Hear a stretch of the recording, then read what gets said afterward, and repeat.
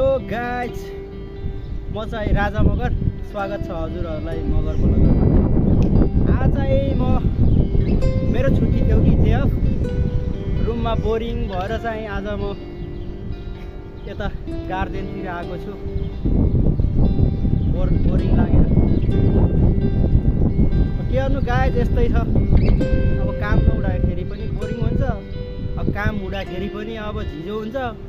केही गरी सुख छैन हौ, गाह्रो छ। जिन्दगी यस्तै छ हौ, काम हुँदा पनि बोरिङ हुने, अब बोरिङ हुने, अब झिजो लाग्ने, अब नहुँदा पनि अब झिजो लाग्ने। त्यस्तै छ। आज त झन् एक्लै छु, साथीहरू पनि छैन। साथीहरू सबै ड्युटी गएको छन्। यस्तै छ। अब मोबाइललाई सहारा लिएर जिउनु परेको छ, हाँस्नु परेको छ भनौँ न। अब आजकलको जमानामा अब मोबाइल नभइकन पनि केही नहुँदो रहेछ। अब यस्तै छ गाइजहरू, तपाईँहरूको के कस्तो छ बरु सुनाउनु होला, कमेन्टमा बताउनु।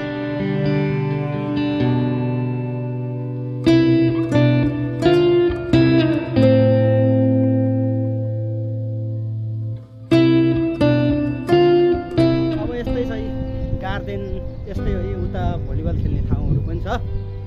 अब वालहरू लगाएको छ, बाहिर निस्किन पाउँदैन, मेन गेटबाट निस्किनु पर्ने हुन्छ।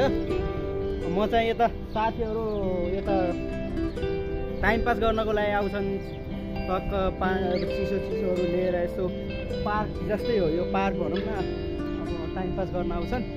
जस रमाइलो छ। टक्क डुबाहरू रोपेको छ। टक्क डुबामा बसेर टक्क चिसोहरू खानलाई, साथीहरूसँग मिठो बात मार्नलाई ठाउँ एकदम राम्रो छ भनौँ न। अब जस परदेशी जीवन जस ठिकै छ भनौँ, राम्रै छ भनौँ। यी तपाईँ देख्न सक्नुहुन्छ, यो चाहिँ फुटबलहरू खेल्छ, भलिबलहरू पनि खेल्छ। प्राय फुटबलहरू चल्छ यतातिर। अब नेपालतिर धेरै जस्तो नेपालतिर भलिबल चल्छ, र यतातिर चाहिँ फुटबल चल्दो रहेछ प्राय। कहिले कसो हामीहरू साथीभाइहरूसँग भेला भएको बेला आउँछौँ हामी यतातिर फुटबल खेल्नलाई। साह्रै गाह्रो हुन्छ हौ, यतातिर त फुटबल खेल्न पनि सकिन्न। शरीर पुरै भट्टा भइसकेको छ। अब त्यतिको फिजिकली वर्कहरू अब त्यस्तो हुँदैन पनि। अब बस्यो खायो, अब काममा पनि अब त्यस्तो धेरै काम हुँदैन। जस दिनचर्याहरू विदेशमा पनि राम्रोसँग चलिरहेको छ। यस्तै हो। अब जिन्दगी अब चलाउनु पर्दो रहेछ, जे जस्तो गरेर भए पनि। ओके गाइज, आजलाई यति नै।